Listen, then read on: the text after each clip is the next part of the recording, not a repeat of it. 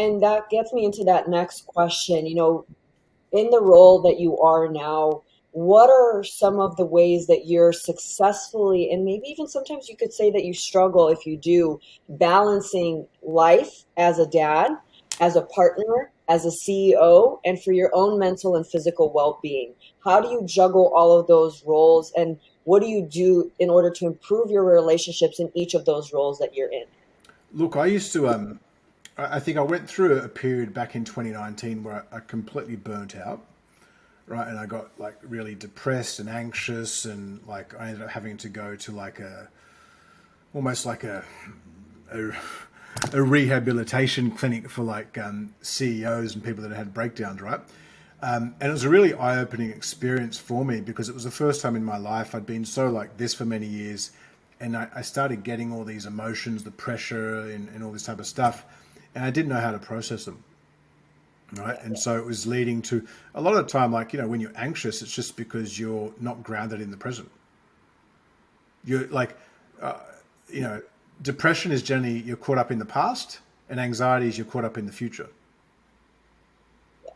right? Like if you're going to summarize it, you're depressed because you're relating back to traumas or experiences that happened that you can't change, or they might be happening now too, right? So I think that's where like there's a Dr. Tara Brach. She has a book called Radical Acceptance, like learning to just accept life as it is and how it comes to you each and every day is one of the most important skills I've ever learned. You know, she has a principle called the RAIN principle.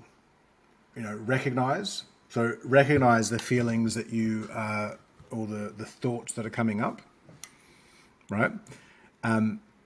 Accept them, right? Accept them for what they are. You can't change it. It is what it is.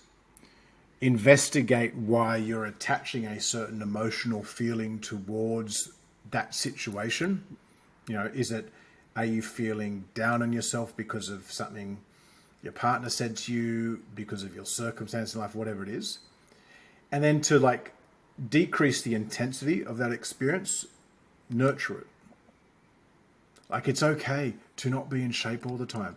It's okay to, I don't know, not have any bank money in your bank account right now. Like it's okay to not have a full client book. It's okay to have not got your pro card, right? So whatever it is that your goals are. So I think, for me, coming off the back end of that, I got really big into morning routines and this and that. And like, to be honest, I kind of, these days, I just have the no routine. Yeah, what is your CEO morning routine, Dane? What It's, has that been looking like? it's no routine, right? So what I mean by that is like initially when I was kind of like coming out of that stage, I was, I'd wake up, you know, I'd have a cold shower. I'd meditate. I'd do this. I'd do that. And like, by the time I did it, it was about kind of an hour of like stuff. Which, hey, don't get me wrong. I'm not saying that you can't do that, but I just found for me that it was, I guess, chomping into my productivity, Mm, right? Especially to start the day. So like, how I start my day these days is like, look, I'm up between anywhere between kind of 4:15 to 5:30 most days. oh, wow. Today actually I had oh, yeah, I know because all the team gets like emails and messages from me at random times. Um, Today actually I slept in 6:20. So I don't actually set an alarm. So first thing is I stopped setting an alarm. That's the first part of my no routine. No alarm for you. Now I'm in a position where I can do that, right? Obviously, if I was a trainer working with clients early in the morning, I might have to do that. But I recommend try and not wake up to alarm at least 2 or 3 days a week. Why? Just let your body decide when it wants to wake up. So I repeat that. Let your body decide when it wants to wake up. And that should be your advice also, by the way, to your clients. Because like I, why I slept in more today is because yesterday morning I woke up with like a sore throat. Now that sore throat is gone now, but I obviously just needed some more sleep. All right. So the first part of the no routine is no alarm. The second part of the no routine for me is I actually don't eat food until about 1 p.m. So I fast every day. I'll have a coffee, one or two coffees throughout that time, and I do it that way. Now, for me, why do I do that? I find when I eat, obviously, I rest and digest. I sit, I get a bit stuffy. For me, I get a lot more done. So I'll do all of my creative work. So whether it's like kind of stuff around marketing, product, contracts, P&Ls, like whatever is like real high value work and creative work in my business, I will do before like lunchtime. So if I've been up since 4:30 to 5, I'll do it between then. I'll generally like in between that as well for part of it, like go on some sort of like walk, right? Like, so some mornings I'll get up and just take a 30-minute walk to start my day. Some mornings I won't. I'll just get on my computer. I just go with what I feel like these days, right? Because I find if you like, when I found when it comes to self-care, if you get too regimented around it, you're actually doing the opposite of it, of what you're meant to be doing. You're creating a paradigm or a reality where I must do this to feel this way. Yeah.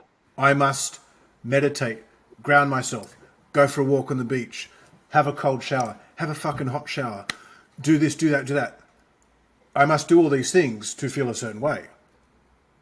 So I no longer do that. And I found since I've let go of that, like, don't get me wrong, I had to create habits around that initially to kind of come from a dark place, build some habits to get Yeah. up to a certain, I guess, level of feeling good about myself again. But now I have no Yeah. routine.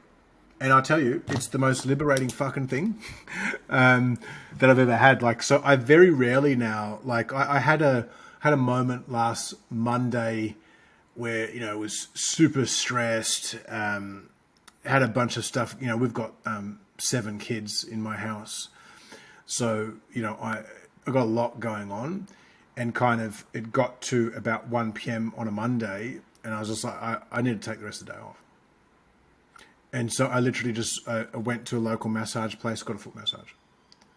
Now, I don't even remember the last time I did that. It was on a Monday, fuck, a year ago, 2 years ago. Yeah. But I intuitively knew that, like, sure, I could be a macho man and just fucking push through it. But all that was going to do was take away from me being a good husband, a good father, being present with my kids, my family, and loved ones towards the end of the day. So I chose to not do that. So I think the no routine for me has been really good. In regards to training, like, I will do some sort of movement every day, right? So, these days I'm probably averaging about 8,000 steps a day, which is not as much as I would like. There's been a lot more, Yeah. I guess, sitting with work, but at least try and get 8,000 steps. Dr. Bill Campbell has done some stuff on that, and 8,000 steps is I guess, a suitable enough set point to maintain levels of aerobic and cardiovascular health. In terms of weight training, I always say weight training is like the fountain of youth. I'll do that 4 or 5 times a week. It'll vary depending on what kind of the goal is. As I mentioned with the nutrition, I only eat 1 or 2 meals a day. I do that for me because my personality is obsessive, right? Generally speaking, and excessive. So what I mean by that is, like, I can fucking eat. If anyone's been around me eating, I know you have, Maria. Like, I can eat a lot of food. So Oh I know yeah. that if I only eat 1 or 2 meals a day, I'll keep my calories in some sort of a deficit, Yeah. and I'm also, for me, more productive. So I'm not saying that you should go fast. You do what works for you. Exactly. I think that's another thing. Like, people like to like copy other people's approaches in full extent, or think if it works for you, it worked for them. Find what works best for you. And you've tried so many things and have found a current happy medium that allows you to be the most successful, most happy, most balanced. And Yeah, I think sometimes people think I need to, like you said, wake up before dawn, go for a run, have this. Yeah, you yeah. can if you want, but it's not needed for success. It's not like a mandatory blueprint for success. No, and that's the thing. So I think for me, just having kind of that no routine around my self care, there are things like, especially in your relationship, my wife and I will have a routine where once a week we'll go and get like a foot massage together, just Yeah. where it's her and I. Obviously, we'll have the baby with us, but we don't have all the other kids. Simple things like we will all sit at the dinner table 5 nights a week, minimum. Yeah. 2 nights a week we'll probably just sit on the couch and eat dinner. We use that as a time to kind of connect, and we just do simple things like making sure that whether it's myself individually or in my relationship or with the family, like getting outside, getting outdoors, it's kind of just a mandatory prerequisite of our household. Our eldest kids, they all train, Yeah. in the gym too. So it's kind of just really, I think you need to be like, if you're into health and fitness and in this space, you need to be kind of the catalyst for your home environment. Yeah. You need to put out, you need to be like the kind of, if this is your philosophy and mindset, you need to push that out and have everyone on board with that. Yeah. You know, I agree. Everyone for joining us for our masterclass. Chat again soon. guys, cheers, bye.